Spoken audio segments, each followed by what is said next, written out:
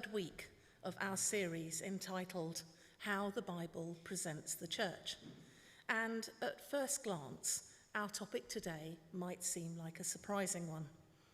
How can we gain insight into the biblical vision of the church simply by studying the topic Church of God? Well, hopefully over the course of the next few minutes, we'll see how.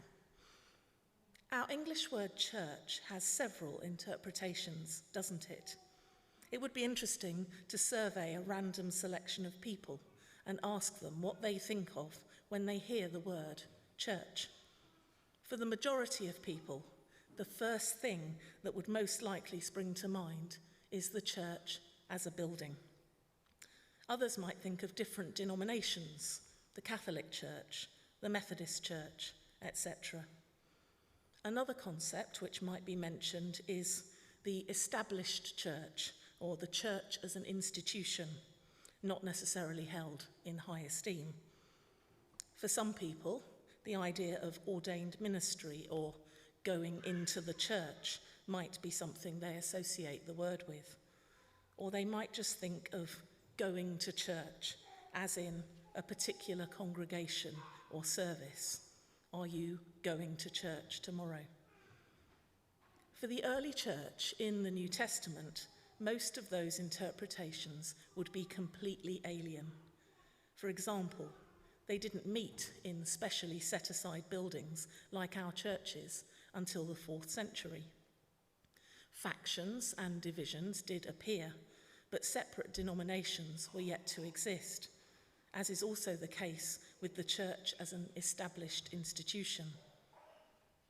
The one they would probably relate to most is the idea of going to church, because it points to the concept of meeting together for worship, which Paul speaks of in 1 Corinthians 11, verse 18, where he warns against divisions when they assemble together as a church to share the Lord's Supper. Our actual English word, church, is also rather unhelpful in assisting us to get to grips with the biblical interpretation, although its root meaning is still a positive and encouraging concept. Along with the German word Kirche, the Swedish word Kyrka, please ignore my pronunciation if I'm completely ruining these words, the Slavic word Kirkov, and the Scottish word Kirk, the word church stems from the Byzantine word kurike, meaning belonging to the Lord. But several European languages take their word for church from a different source. If you took French, Spanish, or Italian GCSE or O-level, or have travelled in those countries, you might remember that the French word for church is église, the Spanish word is iglesia, and the Italian is chiesa. Closer to home in Wales, they use eglwys, and in Latin, the word is ecclesia, giving our word ecclesiastical. All of these use the Greek word ecclesia as their root. It is this word which is used by Jesus in Matthew 16, when he speaks of Peter as the rock on which he will build his church.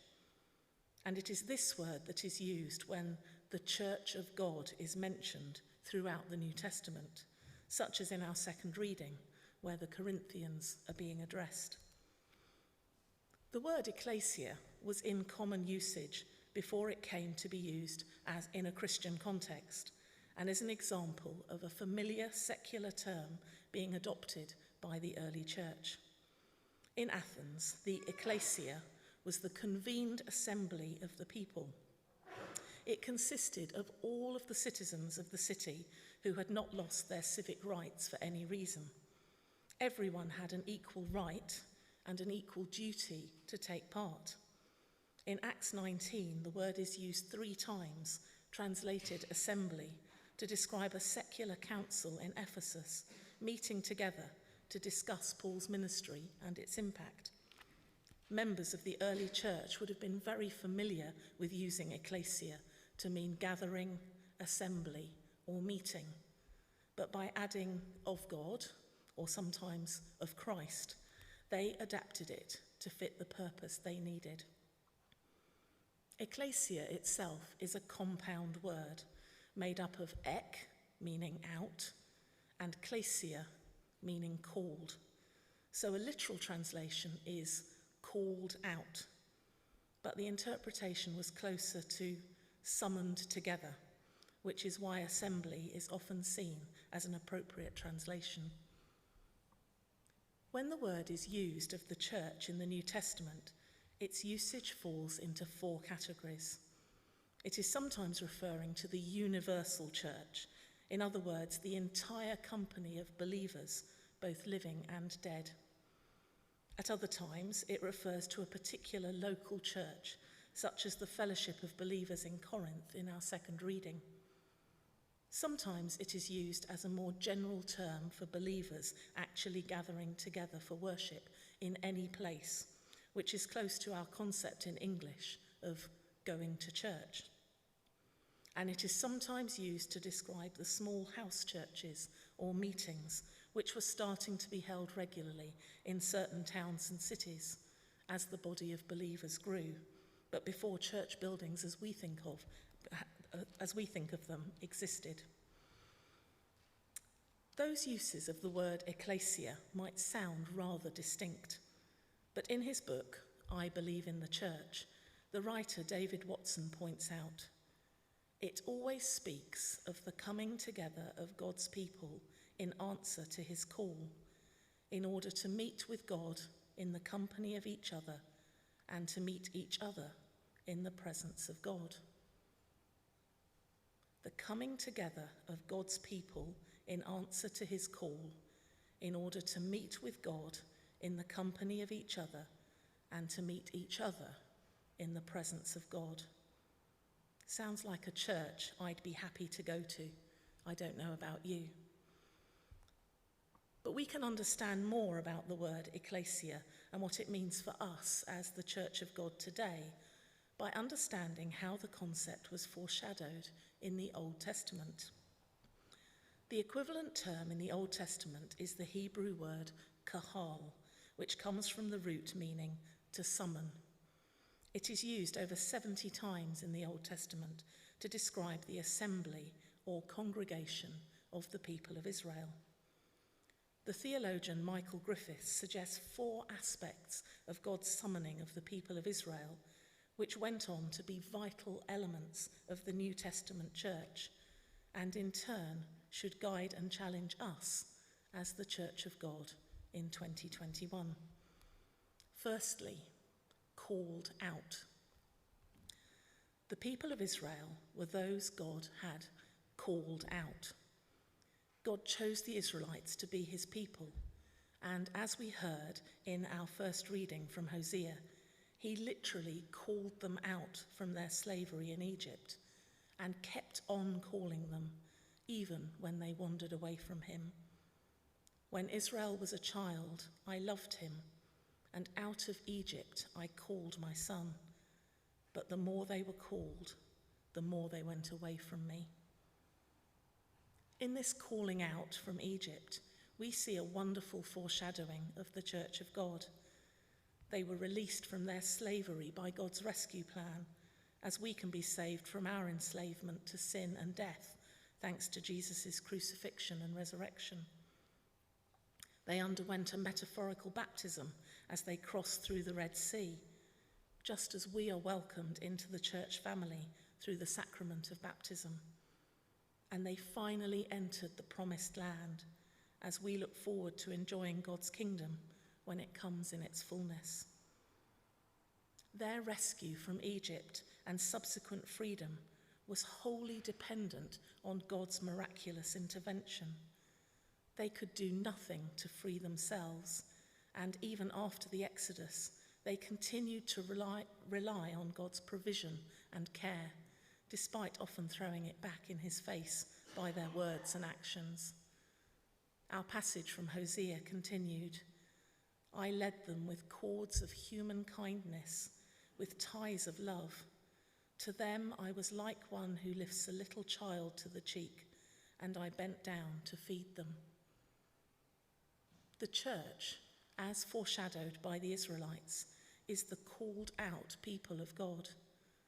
Without God's love, initiative, salvation, revelation, and call, there would be no church. In 1 Corinthians 3, Paul remonstrates with the church in Corinth because of the factions which have developed. You are still worldly, for since there is jealousy and quarrelling among you, are you not worldly? Are you not acting like mere humans?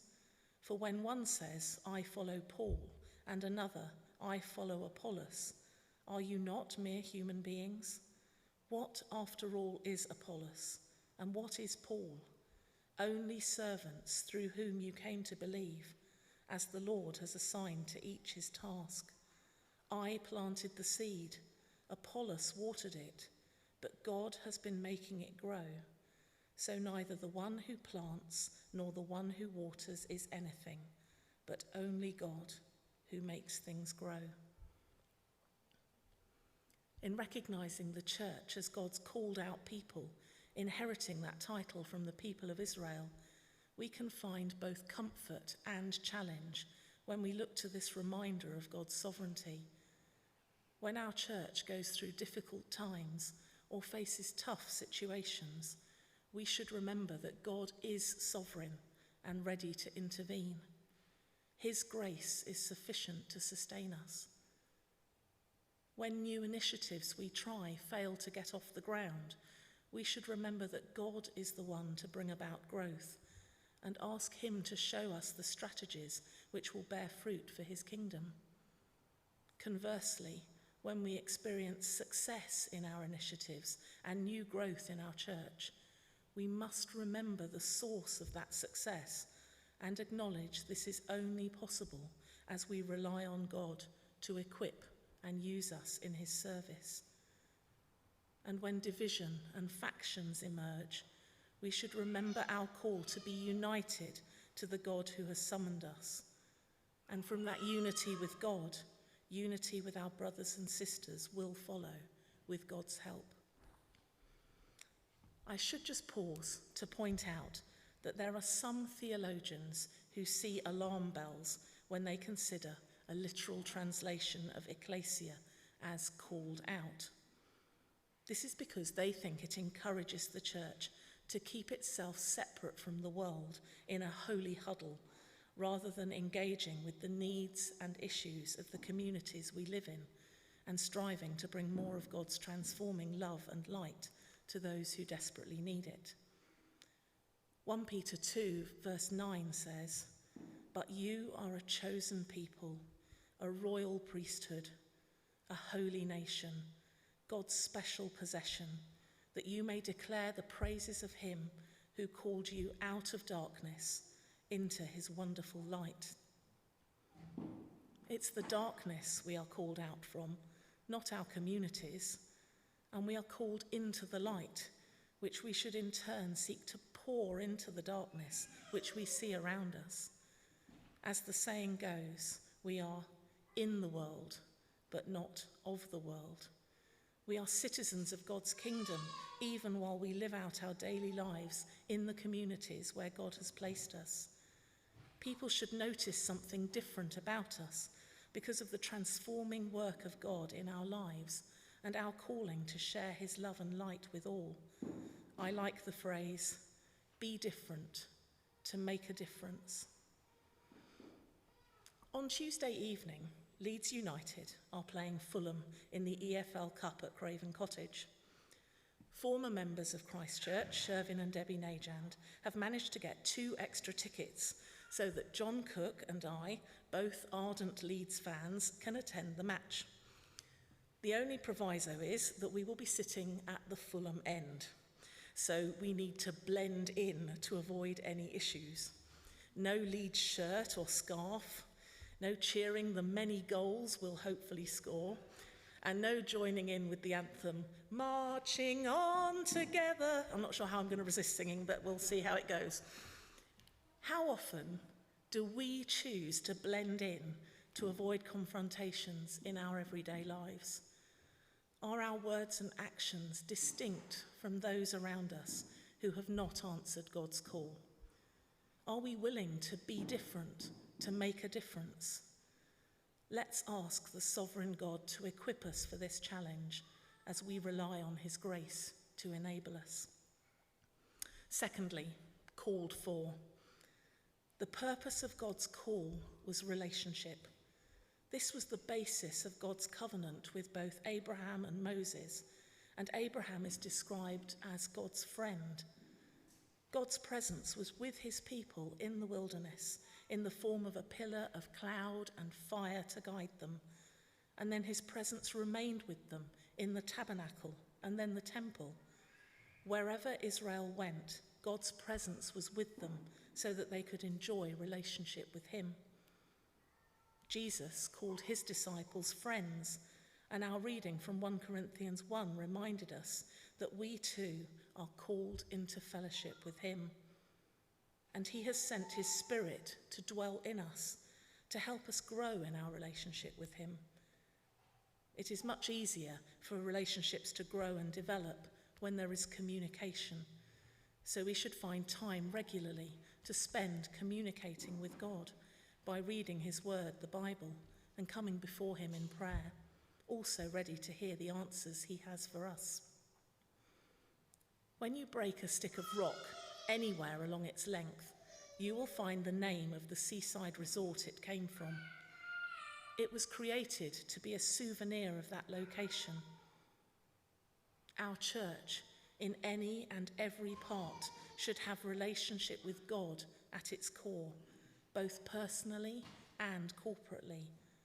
It's what we were called for. Let's be ready and willing to examine whether this is true for us as individuals and also as our church family. Then thirdly, called together. The people of Israel were called into community.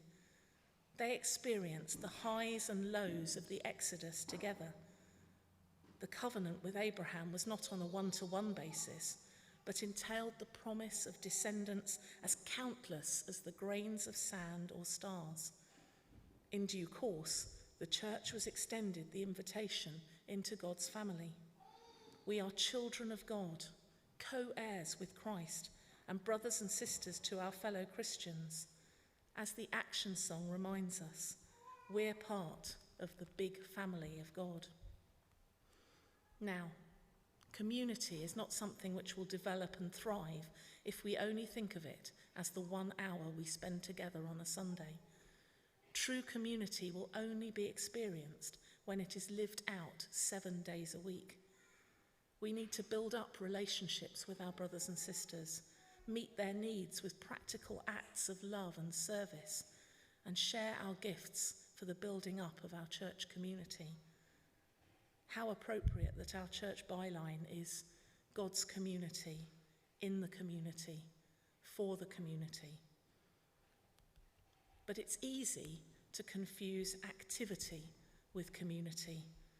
Some churches have countless opportunities for activity every day of the week, but a sense of community is utterly absent as individuals take part in these events without the opportunity to build the relationships that community relies on. There needs to be love and forgiveness. There needs to be a sharing of lives. There needs to be God's grace to see others as he sees them, so that we can reach out to those in need of God's touch in their lives. As the American church leader Jeff Schiffmeyer said, the effectiveness of our ministry depends on the fervency of our love for one another. At this time of transition from lockdown in our church, it will be very tempting to organise a host of events because we suddenly can again.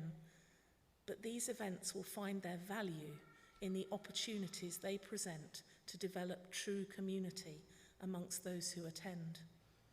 Let's ask for God's wisdom to facilitate community through the endeavours we undertake.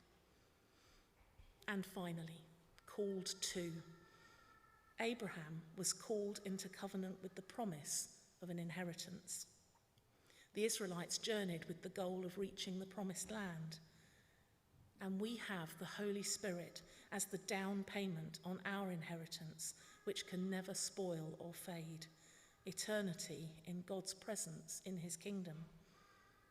An ecclesia church will be dynamic rather than static. The common view of the established church as staid and stuck in its ways doesn't fit with this calling.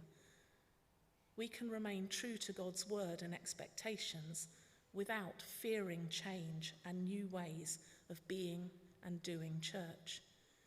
We need to be relevant to the community we serve as we hold out God's sure and certain hope.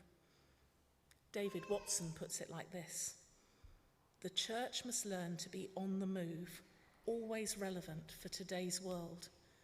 If it cannot speak in the language and culture of this present generation, whom it has been called to serve, it is tragically out of touch, not only with the world of today, but also with the God of today.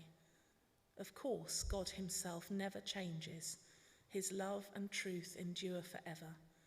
Yet our understanding of him and his communication through us should be changing all the time.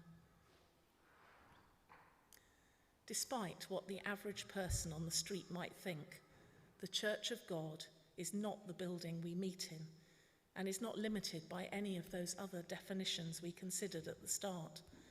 Rather, the church is the people God has summoned and assembled. It is those he has called out to live distinct lives which will make a difference to those around them. It is those who are called for relationship with him who will ensure that that relationship is at the heart of all they do. It is those who have been called together to build true and transformative community. And it is those who have been called to eternity in God's kingdom. But that journey begins now and will require us to be dynamic and relevant as we extend God's invitation and share his love and light with those around us.